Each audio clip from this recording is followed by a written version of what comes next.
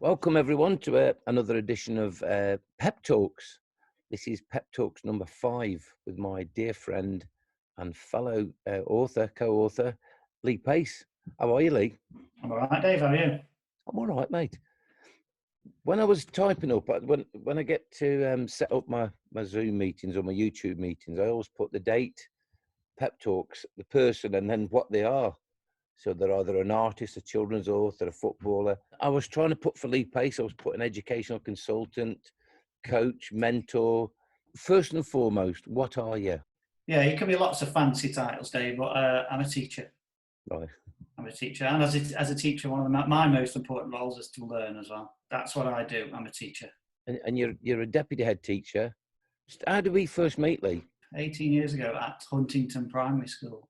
From memory, we met in a corridor and you were pointing out a lovely shrub, which was in the quad at the time. And I just thought, what on earth is he talking about? I can't tell what I was really thinking. At that time, you were in your early 20s and you thought, who is this silly old man? And you're in your early 40s. Shrubs are something you enjoy very much, isn't it? Enjoy would be at a stretch. I think 3 years ago, Dave, if you remember, I needed some shrubs and I found you. So, Lee, I'm going to talk today about pedagogy. And obviously, because, you and I have co-written a book. It's time for a shameless plug. Optimal Learning, a practical guide for teachers. It's available, I'll put the link underneath it, but it's available at pepthepoet.co.uk/shop. And it's on there with my other little book of children's poems, Peter Pants. So if you want to treat your loved ones, get them one of those. Like I say, Lee, I've known you for a long time and we've all spoken about pedagogy. But if somebody asked you, if you're at a bus stop and somebody says, what is pedagogy? Now, I'll give you the dictionary definition of pedagogy. And the dictionary definition is pedagogy, a method and practice of teaching, especially as an academic subject or a theoretical concept. To you, what is pedagogy? When people ask me, a lot of people ask me this, I always start with what it isn't. And I think that's important. I mean, just on that dictionary definition, what the bit that I liked is the theoretical concept, because it's really difficult to describe what it is. For me, it's the central role of a teacher. But what I would say, what it isn't the PowerPoint that the teacher shows or presents. What it is the thinking behind it. It's not the question the teacher asks, it's the reason they ask it. And it's not the outcome the teacher chooses, it's why that outcome is purposeful. It's the thought behind the practice between what you might call an expert and a novice, or in my field, a teacher and a pupil, whoever that pupil might be. So it's about the teaching, it's about the learning, it's about the relationships, it's about the questions. It's all rolled into one. Yeah. My issue, because if I can get on my high horse, Dave, that's okay, because that's what I do with pedagogy. The issue I found in education, and I use the term loosely because it isn't all schools, it's not all colleges, is we've dumbed down teaching. We've not used the word pedagogy enough. We've given non-negotiables. Teachers are bright people. They've been to college and been to university for 6 years after a GCSE. They arrive fresh, new ideas, very bright people. And then we as leaders sometimes try and tell them how to do their job. We give them a set of non-negotiables. We tell them how to mark. We tell them how to plan. We don't ask them how it might be better. We don't coach them, we tell them. And that gets in the way of any pedagogy. Do we tell them, or are we just frightened and we're following government directives? You always say, Dave, fear tells lies. And yeah, we do follow government directives, but it's in our interpretation. There's no government directives on pedagogy. There's no preferred teaching and learning style promoted by Ofsted. They make that really clear, and you can go on the internet and look at the myths around Ofsted. But there's unintended consequences.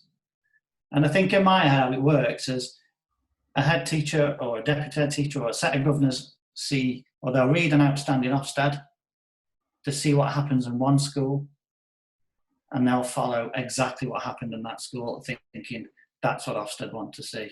And when we do that, we miss the point. So Lee, a few days ago, I sent you a list of questions, and obviously they're in order. And like any teacher, pedagogy was number one. But I'm going to jump straight to question 8 because you've mentioned it. So I'm just going to ask you this one. Do Ofsted get an unfair press? Yes, I think they do. I think they do. I mean, we were at a meeting with Ofsted years ago, Dave, and Michael Claddenbowl, wasn't it? Michael Claddenbowl, and he talked lots about unintended consequences of Ofsted. I think the framework's always been punitive. It's not a caring framework. It's not a developmental framework. They are there to judge us. And when I'm arguing, whether it's in a meeting with somebody or just in the staff room, I always say their job is to judge us, not write our policies. And I think what schools do is allow Ofsted to almost by proxy write their policies. That's the difficulty. You know, that's where the system's unfair, but to say Ofsted have created that would be wrong.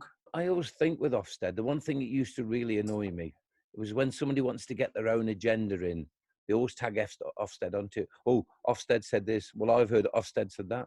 And you've always said that, Dave, Ofsted, they've got a site which they update straight away. Get on the Ofsted site, look at the latest guidelines. And most of these teachers that are full of fear, half of them haven't read any Ofsted documents for 3 or 4 years, you know what I mean? Yeah. And it almost demystify. If you know what they're after, you wouldn't be so scared. No, and I think the other thing to that, Dave, about this is around leadership now. And when I'm coaching, if I'm trying to introduce a new idea, my rule is don't mention Ofsted. Strong leadership, no. Strong leaders know why they're doing something. They've got their argument of why they want to influence somebody's practice there or influence somebody's policies. If you're using Ofsted as leverage, I think that, you know, perhaps it's too strong to say that's weak leadership, but it certainly isn't strong leadership when you say, we need to do this because Ofsted say we have to do it. Ofsted don't say that. It's a myth. Stop doing it. Well, that leads me on to another question that I've just invented in the last few seconds. Is Ofsted a good thing? In the right context and then having the right process, yeah, to be judged. And we used to have this debate, Dave, and I always said, if somebody comes to your house, a painter and decorator, you're going to look at their work. Of course you are. You're going to judge their work, but at the same time, they might make a little mistake. Yeah. It doesn't mean you're going to put them in special measures for their next job. But people will argue, if a painter did come to my house and made a mistake, I wouldn't write a report on it, put it online, and people in Brazil they'd know he was rubbish or she was rubbish. I think that's the difference. It's taking it out into the public forum that scares people. Absolutely, yeah. Absolutely. We've got 1,000 days, and you've got 1,000 or 600 days in school, and you build a child's life chances around a 2-day inspection. That can't make sense. Which could change at any moment. And like we said, some of the work that you and I have done with Wolverhampton University and a lot of the training we've done together, that in our 20 years of teaching, almost, there's been like 15 Secretary of States for Education. And I think we worked out, it's roughly one every 1.6 years, or whatever. And we said that if you're a 22-year-old teacher and you're just getting into the profession and you're going to work for 40 years, you'll have 28 Secretary of States for Education. So your job is going to radically change every 18 months. And with that, the Ofsted process as well. So listen, we'll leave it on Ofsted and we'll move on to something else, mate. Right, Lee, next question. And I'm going back for a short time to your first answer. And you said that first and foremost, I'm a teacher, but you also said I'm a learner. And I know, was it in ancient Greece or way back when, apparently the word for learning and teaching was the same word and it was sort of interchangeable. What would you say were your 3 top tips for learning? First one's easy. Find inspiration. And I mean people. People will change who you are and what you become. And I want to give you an example. People will laugh at me because they know how much I love this guy. And it's Professor Brian Cox. In 2011, he produced a series of films. He always calls them films. And I just love the fact he calls them films. And he did a series of films called The Wonders of the Universe. And one of the films is called The Arrow of Time. And in 4 minutes, he managed to describe how the universe will end. I'm trying to talk like him. And he talked about the last embers of the universe. And he said it so poetically, it was beautifully put. And I can feel it now. I can feel it now. I've got goosebumps on my arms and butterflies in my stomach, and I'll tingle down my back. And at that moment when he was explaining that, he was talking about the massive amount of maths and time involved, and he said he would stop. And how I was feeling then, I thought, that's how I want my pupils to feel in my classroom. That is what I want for them. Now, for our viewers out there, we were fortunate enough to go and see Brian Cox, so Professor Brian Cox, in concert or a one-man show. But between the two of us, we had very different experiences that evening, didn't we? So, well, I was awestruck, David. Yeah. In many, many different ways. Yeah. And you went to sleep. I fell asleep. I do actually. I think Brian Cox is absolutely fantastic. And like you said, mate, the way he explains such complicated things and makes it bite-sized and tangible. But I think that night he's just, he's in another league. So I just couldn't get it. But what a brain. So inspiration is number one. So Lee, our eagle-eyed viewers will know all about continuity. And the backdrop's changed because I was outside. It's beautiful weather outside. So I sat outside and it was gorgeous. The guy next door was mowing his garden, or the lady across the road, and then there was a dog barking. So obviously we've had to come inside. So that's why the background's changed. And the second one definitely is to ask questions. Never stop asking questions, particularly why. I say this to NQTs. I mentor quite a few NQTs, and I don't want to be rude to their future senior leaders, but when they're asked to do something, ask why. Keeps it fresh, keeps it interesting. You have to mark in a particular way, ask why. I ask pupils to ask those questions of their own learning as well, even prompting them to do it. If you don't know why, if you're not asking questions, you're not developing that habit of curiosity. Without curiosity, for me, there's nothing. There's lots of talk about mental health, and I think we've read quite a lot around mental health and the link with curiosity and that wanting to learn about new things. It is when we stop wanting to learn. And you've got a lovely phrase actually, Dave, and I'm trying to remember it. Is that you know you're getting old when your regrets replace your dreams. Correct. And I think your dreams are driven by questions. Yeah. And then as a 57-year-old teacher, deputy head teacher in a secure job, in a job that I love, and I've still got another 8 years of doing it. But I've always wanted, another shameless plug, my little book, Peter Pants. And I always wondered what it would like to be a travelling poet. But I thought I don't want to sit in an old folks home when I'm 85 and think, why didn't I do it? So at 57, I'm giving my job up to do that. So, yeah. So I think that fits perfectly for me. You've been inspired by others, other authors, other poets. Yeah. And also you've asked the question, what if? What if I do this? Yeah. That's because you keep asking questions, Dave. And I quote you on many, many occasions because people say, because it's an uncertain time, even before the lockdown, it was, well, what happens if you don't get any bookings? I said, what happens if I get loads? What happens if you don't sell any books? What happens if I sell thousands? Because that, as we said, that fear tells lies. That little voice in the back of your head will tell you, oh, this is not going to work. And that's your own words I quote back all the time. And what would your third idea be? The third one is definitely a bit more teachery, I suppose. Teachery. Teachery. Is that a new word? Teachery. Yeah. Teachery. And probably it's much less philosophical than the first two. And I love, and this is a quote, again, inspiration, that I stole from Alistair Smith many, many years ago. And it's practice makes permanent. Don't strive for perfection. Practice makes permanent. You've got to keep practicing. Yeah. And I think that's evident in everybody's classroom practice. And pupils will always talk about they've got to practice their spellings, they've got to practice their times tables, but it makes it permanent. It does, yeah. And there's a lovely theory. I know a lot of sports people practice it. If you talk to a professional footballer, they will know when I talk about deliberate practice. I forget the book that it was first cited in, but it means practice isn't always interesting. but it's always necessary. And that's a mindset that I want my pupils to have. Right, Lee, that brings our little conversation to an end. Our interview is nearly over. Now, you and I have been having these conversations for 18 years. The only difference today is we've actually recorded it and we're going to put it into a public forum. I know in certain countries that to become the Secretary of State for Education, to be in the education department within the government, you have to have worked in education. So we've taken that on board. The Prime Minister's agreed with this. So tomorrow morning, you've got a call from the Prime Minister. And they've said, Lee Pace, as an educator, I want you to be the Education Secretary, and you accept it.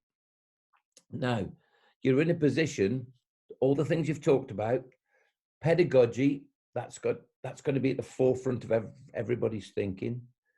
You're going to demystify Ofsted. You're going to take away the fear from Ofsted. It's going to be more sort of cooperative process. Young learners, you're going to inspire them to learn because you're going to get them to look for inspirational figures around them.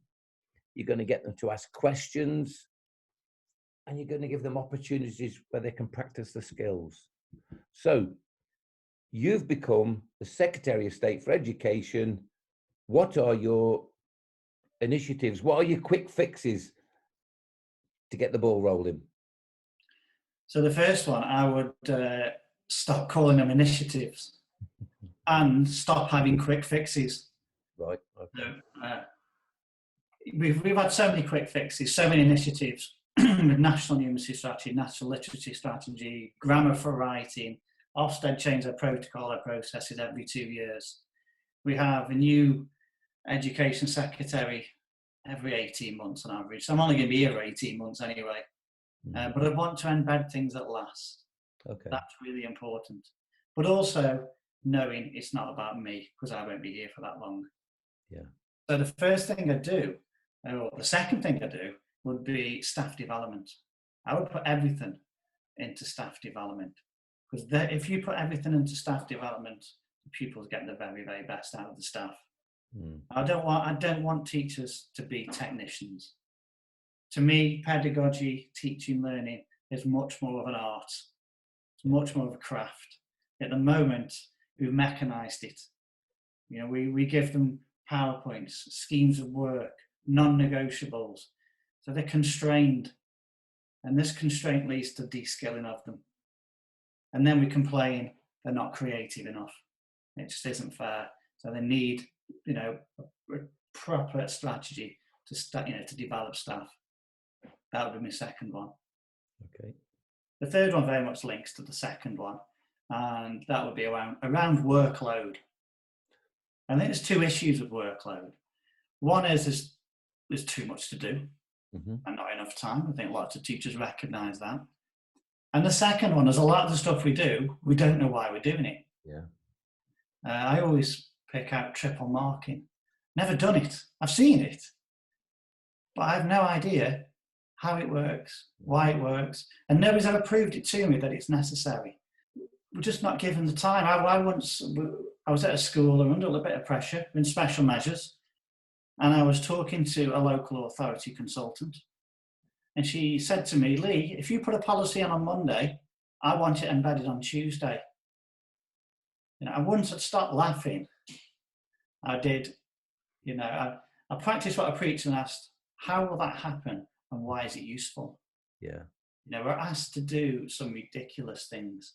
We really are. And I think you're the man of statistics on this, Dave, more than me, is where all the new teachers that start, say, in September, how many of them will be left in 5 years? Yeah. I don't think it's many. We did a learning seminar at Wolverhampton University this year. We've done it, I think, 3 years on the trot. But we actually said that I think there was a couple of hundred young people in the auditorium, and we got a third of them to stand up. And we said that, I think we got 20% of them to stand up. I said, within the first year, you'll all leave. Then we got 35% of them to stand up. I said, within the first 5 years, you'll leave. And it was quite daunting seeing them all there. So it's a huge amount of waste as well. We put all that effort in to training teachers. They go through university. They do different paths now, but mine was PGCE. It's an awful lot of wasted effort, an awful lot of wasted talent. Yeah. I like that bit of when you said about writing stuff that nobody will ever read. As you know, I'm a wee bit older than you, and I'm a great Beatles fan. And there's a line from the song Eleanor Rigby, and it says, Father Mackenzie writing the words of a sermon that no one will read. And so many times in my career, I've written sermons that no one will read. So it's tiring. So, and Sounds again, like a lesson plan, Dave. We've got to look after teachers. Now, finally, this initiative is very dear to my heart because I've suffered from this and I still suffer from it. I'm winning today, and all I've got is today. But when we're talking about work-life balance and well-being and mental health, as you know, 2 years ago, I was off work for 10 weeks with anxiety and depression. The way I was treated by my head teacher, my fellow colleagues, my governors and the parents and the learners was second to none. I was told I was well loved. I had enough time to get over it, and I came back stronger. But what would you do to safeguard people's mental health and well-being? It's having that framework in place, isn't it? The framework you had. Yeah. Staff development actually as well, to recognise those signs when somebody is struggling. Yeah. We take away the non-negotiables. Yeah. No, there's nothing better than being in charge of your own destiny. There's nothing better than autonomy. Yeah. There's nothing better than having a phone call home. You know, particularly in this lockdown now, I know when I talk to teachers, and I've surprised a few, it's a little phone call. Sometimes it's the smallest thing. Absolutely. I know I talk about strategy, but actually sometimes it's that little chat, looking out for each other. And like you, David, I'm in a school where I feel so lucky. And what you talked about your difficult 10 weeks, and I had a difficult few weeks before Christmas. Now my mum was ill, and fortunately she's better now. But the amount of staff that came up to me and said, Lee, you know, I am if I need you. And as a deputy head, you think, what a beautiful thing that they've come to me. And as a deputy head, I always think I've got to look after all the staff. Well, it's beautiful that somebody came to me and said, are you okay? So Lee, that's us, mate. We've come to an end. And if you want to know a bit more about Lee and I, you can buy our wonderful book, Optimal Learning, A Practical Guide for Teachers, which is available at www.pepthepoet.co.uk/shop. Lee and I are also a duo called the Thought Weavers, and you can find us on Twitter. Lee, what's our address? Weavers, @Thought_Weavers. Right, and we have about 7,000 followers. So and all our ideas we put on there. So again, when I'm not doing this, my other thing that I'm, like I said before, as from September, I'm going to be Pep the Poet. So again, all my social media is @PepThePoet. So you can do that. And finally, at the end of this video, could you just have a look at the bottom of this YouTube clip? Could you just give me a subscribe or a like? Yeah, that would be great if you could. I'd really appreciate it. To take 2 seconds again at the end just to press subscribe. So, Lee Pace from David Anderson. I enjoyed it. I love you very much, mate, and I cherish our friendship, mate. We've been friends for a long time, and I even came on honeymoon with you. That's how much I love you. And I surprised you on your 50th birthday as well. Yeah, surprised on my 50th birthday. I was the man that I met your wife that day, and I rang you up and said, Lee, I've just met your future wife, and you'd never met her. So we've had a lot of fun, mate, and we've got loads and loads to come. So until the next time, my friend, I love you very much, and keep doing what you're doing because you've been a huge inspiration to me, mate. So thanks, Dave. Take care. God bless you, my friend. Yes. See you later. Bye-bye.